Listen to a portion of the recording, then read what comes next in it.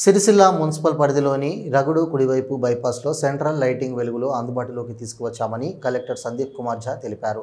Sircilla municipal పరిధిలోని రగుడు junction నుంచి వెంకటాపూర్కు ఉన్న రోడ్డులో 11 కిలోమీటర్ల విస్తీర్ణంలో ఏర్పాటు చేసిన హై మాస్ట్ లైట్లను శుక్రవారం కేకే మహేందర్ రెడ్డితో కలిసి కలెక్టర్ సందీప్ కుమార్ ఝా ప్రారంభించారు.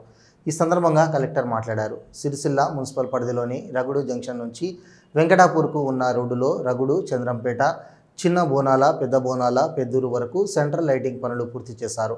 సిడిఎంఏ నిధులు 4,60,00,000లతో మొత్తం 11 కిలోమీటర్ల పొడవు విస్తీర్ణంలో మొత్తం 437 స్తంభాలు, 4 హైమాస్ట్ స్తంభాలు ఏర్పాటు చేశారని వెల్లడించారు. దీంతో బైపాస్ పరిధిలోని ఆయా గ్రామాల ప్రజలు, ఇతర ప్రాంతాల వాసులకు ఎంతో ఉపయోగకరంగా ఉంటుందని, రాత్రి వేళల్లో రోడ్డు ప్రమాదాలను నివారించవచ్చని పేర్కొన్నారు.